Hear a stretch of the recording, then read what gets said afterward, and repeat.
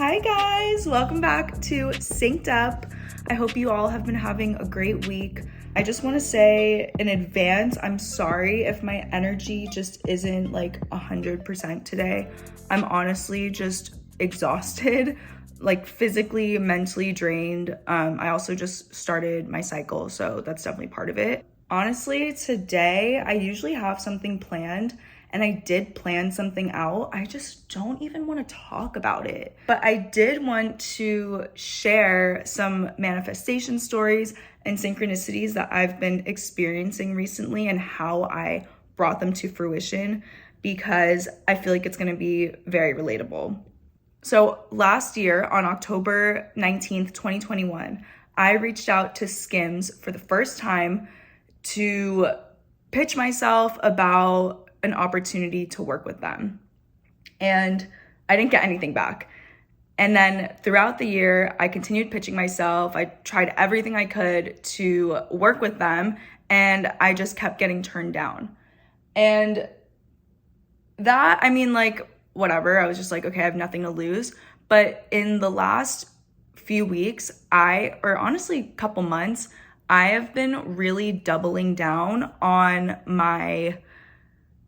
I've been getting tested by the universe in multiple different ways, but I've been really staying in my worth and saying no to things and doing my best to pass tests, because when you pass tests from the universe, that is when you become magnetic. And when you are in that magnetic state, that is when you start attracting your desires to you. It's also showing you, when you do get tested, that's the universe saying, okay, you want X, Y, and Z. You want to manifest these other things. So I'm going to test your sense of self-worth through whatever it is, in career, in relationships, whatever it is. You're going to get tested in the area that you usually struggle with the most. And the point of the test is so that you can communicate through your actions, I know my sense of self-worth, and I'm not going to settle, or I'm not going to play small. And usually the tests are hard. You're going to get tested in the area that is usually the most triggering for you. And that is also, though, an opportunity to communicate through your actions, I know my sense of self-worth. And so, yeah, the concept is pretty simple, but when you're in the moment and you're getting tested, it's not that easy, and that's why we continue to get tested and continue to grow, but that's just the journey of life. So all that to say, I've been getting tested the last few months in my personal life and just with patterns that I know that I have, not enforcing boundaries that I have, just things like that. And usually love and money, or relationships and career, are intertwined. So when you can communicate through your actions in one of those areas, it's going to affect the other one and vice versa. So throughout the year, I have been dating, obviously, just having fun, figuring out what I like, what I don't like, and of course, getting tested on the way.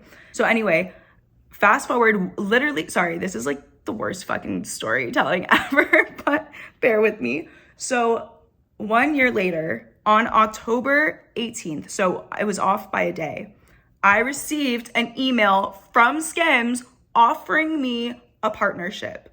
And you guys don't understand, working with Skims has been on the top of my brands that I want to work with, and the top of my manifestations in general that I want to work with. That was a huge goal for me. And throughout the year, I kept reaching out and I kept buying the products genuinely because I love them. But I was reaching out to them. I was tagging them. I was doing everything, partially because genuinely because I love the brand. And then also hoping as a side effect of loving it and posting in it, they would want to work with me, but they didn't.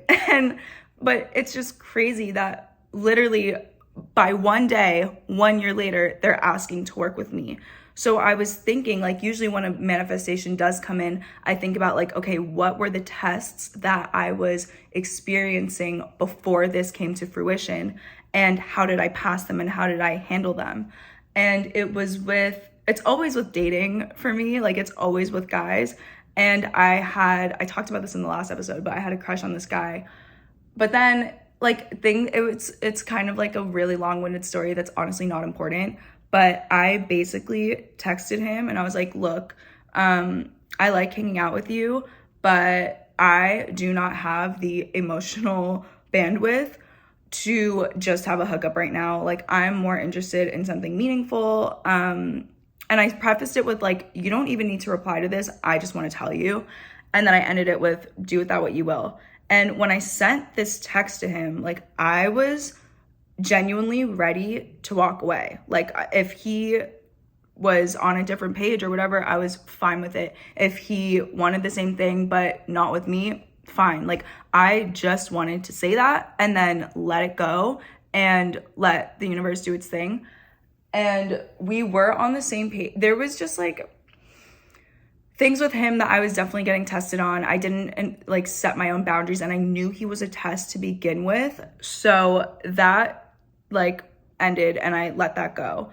And so I was on a flight last week and I was listening to a podcast, and this podcast inspired me so much to just say what I wanted and express what I wanted, and then be willing to walk away, because when you walk away or you're willing to walk away, that communicates magnetism.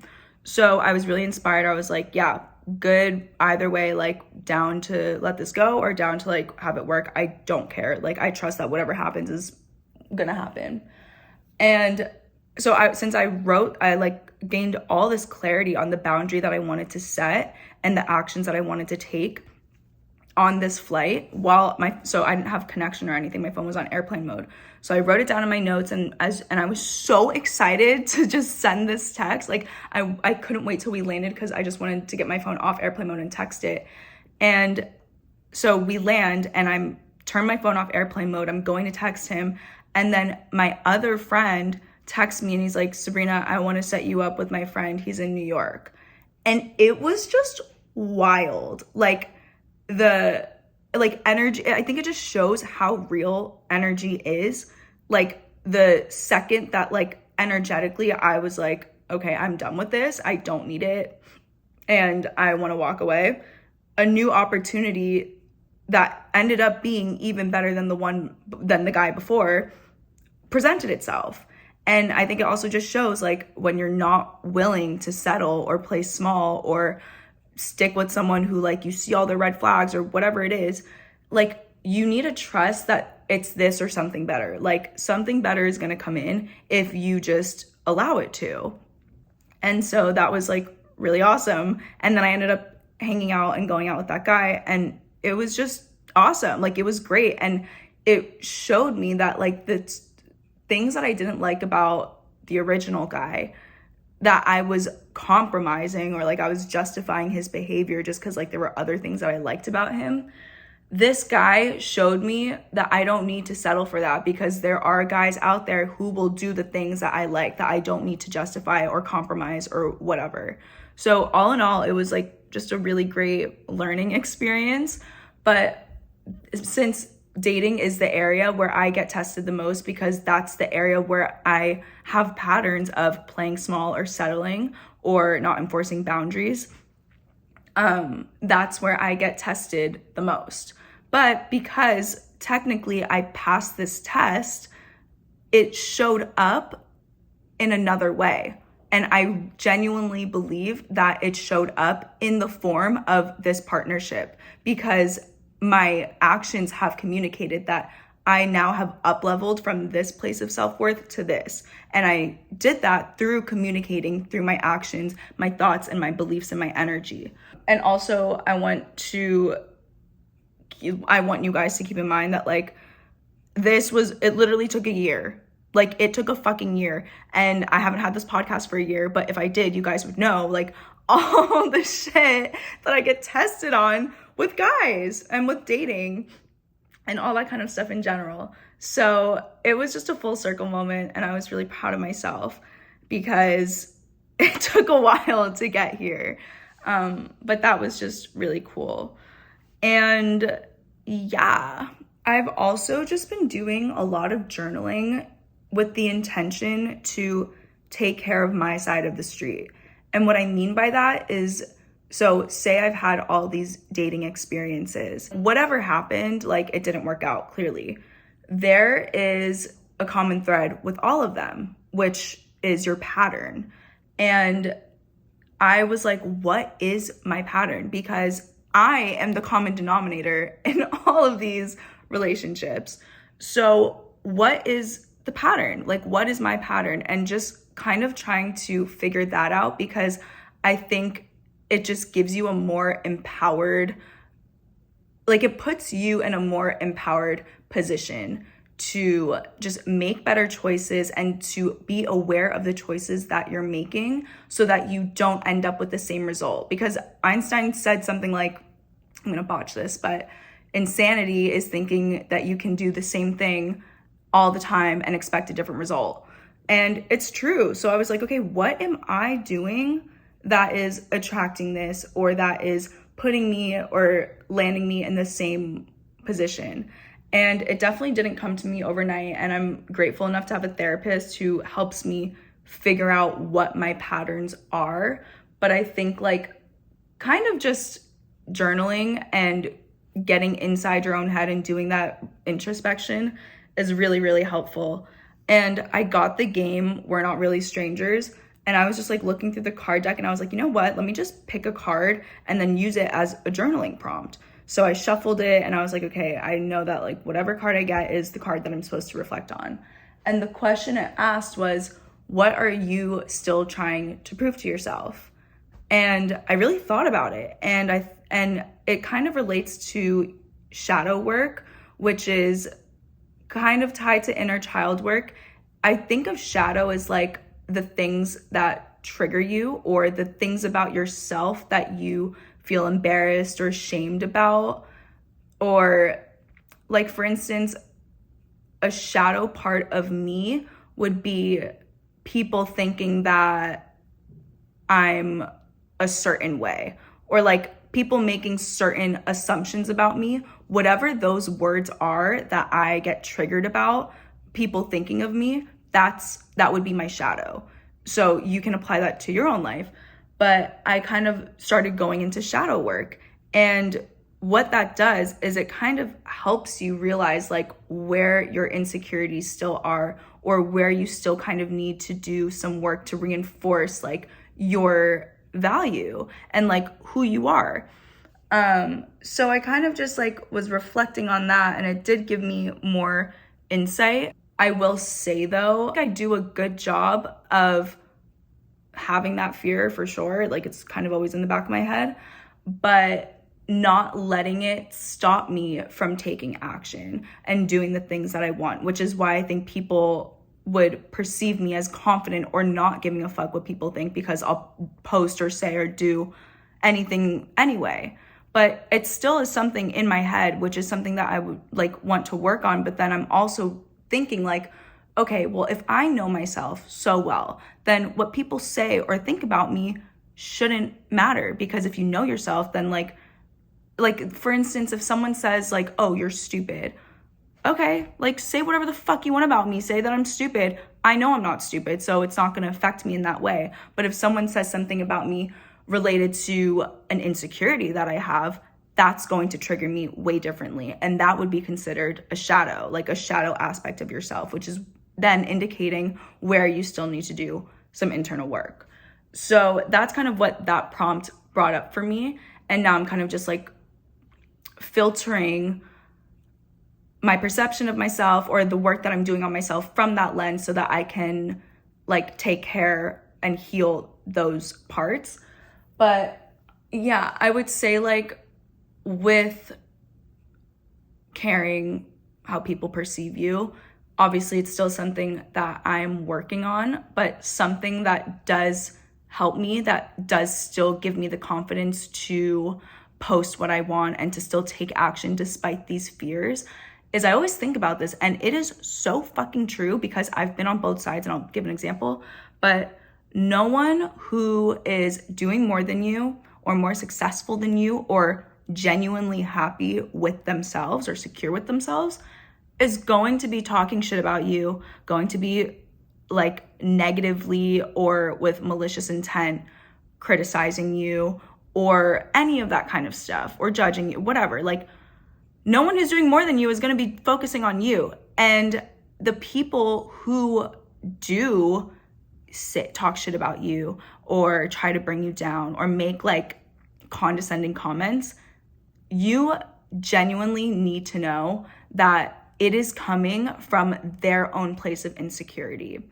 And I remember in college, like, I was a completely different person in high school and college, and this is why I know that that's true, is because I was so insecure during that time. And I just had a lot of pent up anger, and I was like, and dislike for myself. And it manifested in me being mean or taking out my anger or my insecurities on the people closest to me. And I remember, and I think back to those times, and I remember just like projecting so much on the people closest to me or making them feel bad because I felt so bad about myself. I felt so not confident. I didn't like myself. And thankfully, like, I've done the work on that. But now when I think about it, like, I would never intentionally try to bring someone down. And I would never intentionally use my words to make someone else feel bad, because I've learned how powerful our words are. Our words are literally, they cast spells. That's why it's called spelling. Like, our words are spells. So knowing this, knowing just the power that we have with our words, I would never consciously or intentionally use my word against someone else. So where the fuck was I going with this? Oh my God. Okay. Hi, ADHD. I actually have no idea where I was going with this. Oh yeah. So now knowing that, like, if someone is saying something to you with malicious intent, you just need to know that it is coming from a very wounded place in them. Hurt people hurt people. And if you can keep that in mind and just remember that their words and what they say and their perceptions of you are going to hold a lot less weight. I really started putting this into practice when I read the book, The 4 Agreements. And the 4 agreements are: 1, to be impeccable with your word; 2, don't take things personally; 3, never make assumptions; and 4, always try your best. So I'm going to read you a quote about the first agreement, which is to be impeccable with your word, by Don Miguel Ruiz. And he writes, "It is through the word that you manifest everything. Regardless of what language you speak, your intent manifests through the word. What you dream, what you feel, and what you really are will all be manifested through the word. And your word is pure magic. The misuse of your word is black magic." And thinking about it that way, like how powerful your words are. He literally gave the story of Hitler and how Hitler turned an entire country, brainwashed an entire country solely through his words. And when you think about it in that perspective, like, you really are so powerful, and it all starts with your word. You have, like, think about, there's like this meme that says that if you ever forget your power, put a hair in your food and then cause like a whole scene. And I mean, that would be an example of misusing your word and using it as black magic, but it just goes to show how powerful your words are. So knowing that, like, use it to your advantage. And there's this quote by Wayne Dyer that beautiful people do beautiful things. So you have the opportunity to see people in their light and to give them encouragement and to give them love and to give them support and gratitude. And when you give people this and when you see them in their light and in their highest sense of self, you are then influencing them in a way that's going to cause them to act that way. And like, that's such a more empowering way to live your life. So I thought that was really powerful. You know what? This is just going to be a whole like little Spark Notes summary of the 4 agreements, because that's what I originally had planned. And I know I said I didn't want to talk about it, but it kind of just led to this. So here we are. The second agreement is to not take anything personally. And I'm going to give a quote from this as well. "Nothing other people do is because of you. It is because of themselves. All people live in their own dream, in their own mind. They are in a completely different world from the one we live in. When we take something personally, we make the assumption that they know what is in our world and we try to impose our world on their world. Even when a situation seems so personal, even if others insult you directly, it has nothing to do with you. What they say, what they do, and the opinions they give are according to the agreements they have in their own minds. Their point of view comes from all the programming they received during domestication. Domestication is their upbringing. So I kind of mentioned that before, but what people do is a reflection of them and not you. And there's a metaphor of when you squeeze an orange, what comes out? Orange juice. So when you squeeze an angry person, what's going to come out? Anger, rage, resentment. But when you squeeze someone who's filled with love and light and joy or just positive intent, when you squeeze them, you're not going to get anger or rudeness or whatever. You're going to get love. So just remember that. Okay, moving on to the third assumption. Third assumption is to never make assumptions. Oh my God, the third rule. Oh my God.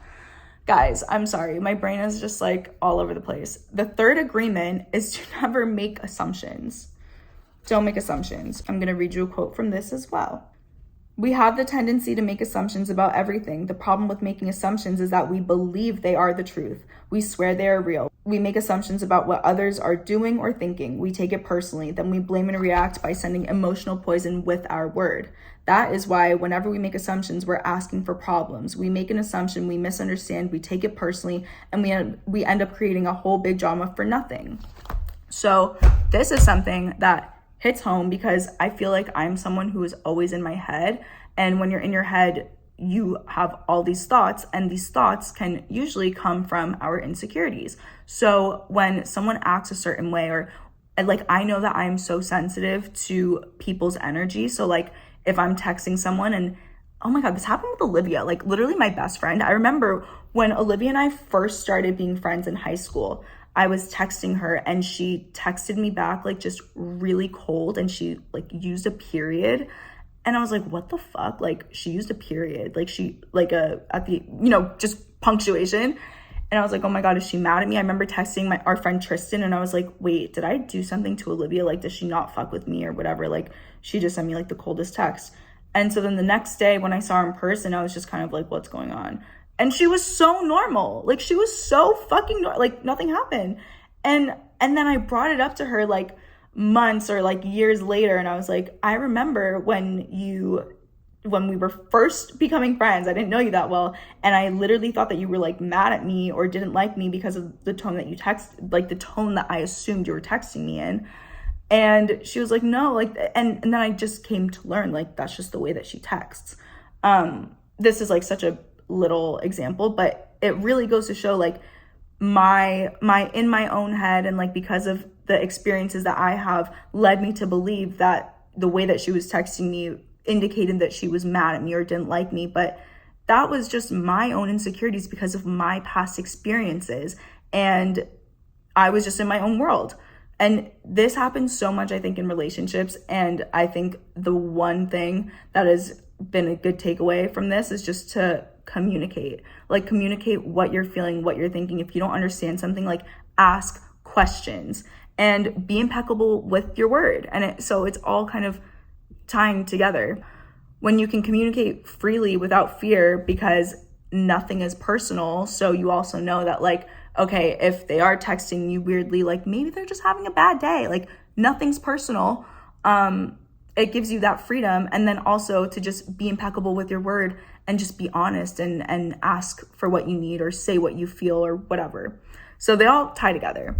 And then the last one is to always do your best. And I'm going to read a quote for that as well. Just do your best in any circumstance in your life. It doesn't matter if you are sick or tired. If you always do your best, there is no way you can judge yourself. And if you don't judge yourself, there is no way you're going to suffer from guilt, blame, and self-punishment. What I take this as is that when you are doing your best, you're taking action in alignment with your highest self. But your best is going to be different from day to day. Like for instance, today, this is my best. I'm showing up and I'm recording this episode with the best energy that I can give today, given like the just life happening, but this is my best. And you don't need to expect yourself to always be impeccable with your word, or to not take anything personally, or to never make assumptions, because we're human and it's human nature. But by doing your best, your habits of misusing your word or making assumptions or taking things personally will become less frequent and weaker throughout time, just the more that you practice it. And over time, the more that you practice showing up and doing your best, you're going to master transforming yourself. And there's another book called Atomic Habits, and this has always stuck with me, but like focusing on just being 1% better than the day before over time, over a year, that's like, 35% better? 30% better? I don't know the math, but you guys know what I mean. 30% better. That's still being better. And this journey is your entire lifetime. There's literally no ending. So if you kind of see it from that point of view and you just focus on doing your best, whatever that is, sometimes that's literally just getting out of bed, just focus on your best, and you'll feel good and you'll live a fulfilling life. And so I'm gonna wrap it here. I hope this episode literally took like 10 turns, but I hope you enjoyed it. I hope you got something out of it, and I will talk to you guys next week. I love you. Bye.